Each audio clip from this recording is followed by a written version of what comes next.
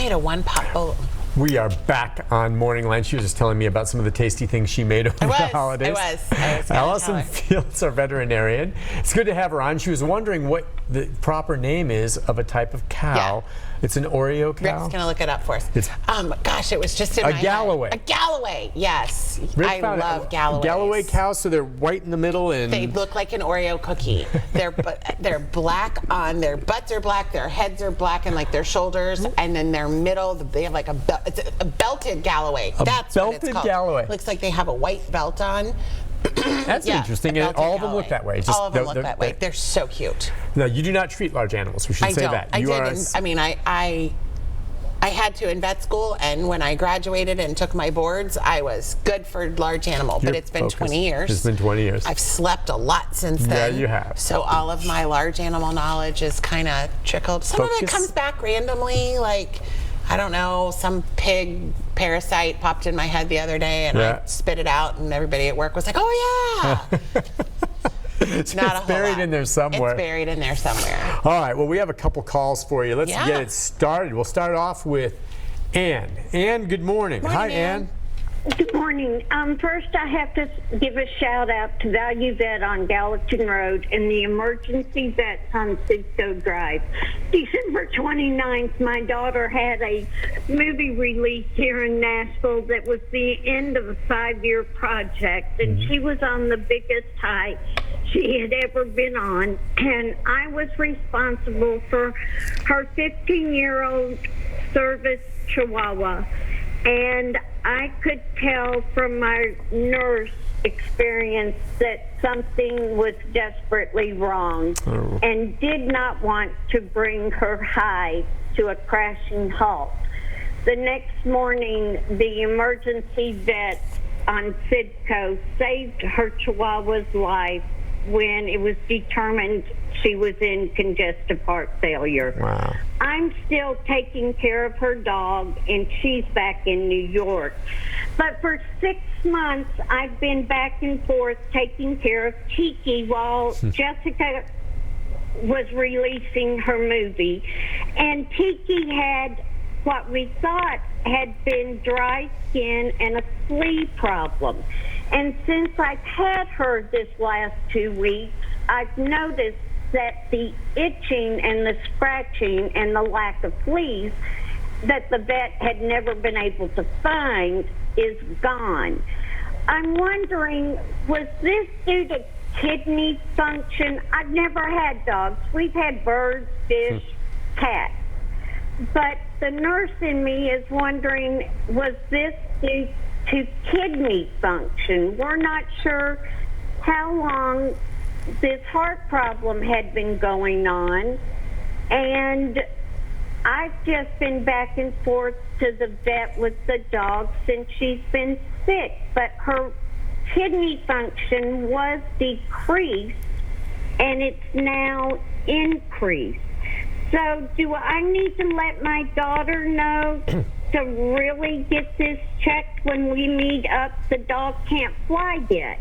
So we're going to meet by car. But should she really watch? This is her service dog that has gotten her through some really emotional things, and she's going to be watching her because she knows her dog's not going to be around much longer, but kidney function is serious. How old is the dog? 15 years. She's had her since she was born, and 4 years ago she was registered as a service dog to help her get over a violent attack. Okay.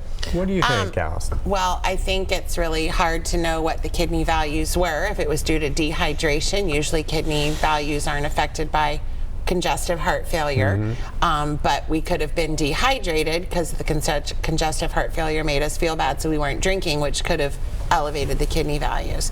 So I don't know what they are now. It can also be some of the medications that we use for congestive heart failure can cause some changes in kidney values. I think that if her daughter doesn't know about any of this going on, she should definitely tell her, because if she doesn't know to look for something, then she could run into a problem. So yeah, I think you should tell your daughter, and let her continue follow-up care in New York. You know, congestive heart failure, that's something that many of you know ultimately claimed Mashed Tater, our dog. And near the end, and I wanted you to maybe give a little more definition of congestive heart failure. There's heart failure, congestive.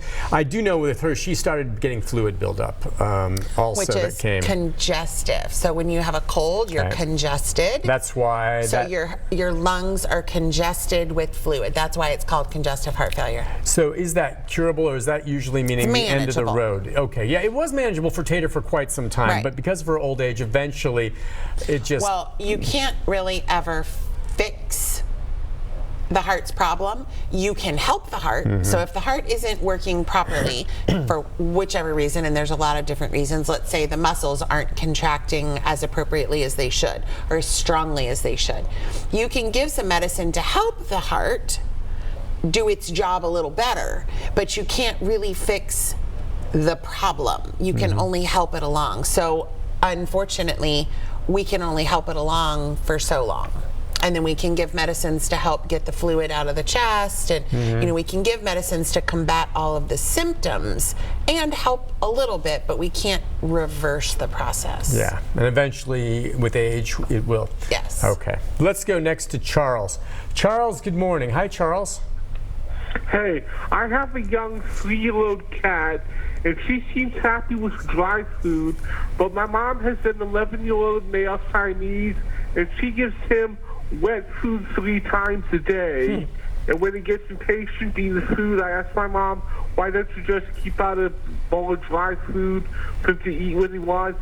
And she said dry food is unhealthy for a cat. Is that true? And if so, should I be giving my own cat wet food or chicken or tuna fish I can get from a food bank on a weekly basis? Chicken or tuna fish, no. We need to feed cat food, one either dry or canned. There's a lot of minerals and a lot of amino acids that are in cat food that cats need to survive. So the occasional little bit of tuna, the occasional little bit of chicken is fine as a treat, but the basics of their food needs to be a commercial cat food for ease and for their health. It's a great question. This is a really good question. There are a lot of different studies. Canned food is, I think the studies show, better for kidney health and better for urinary tract health. That being said, I see thousands of cats every year, and I've been doing this for 20 years, and the majority of them are on dry food, and not all of them, a very small percentage of them, have urinary tract problems.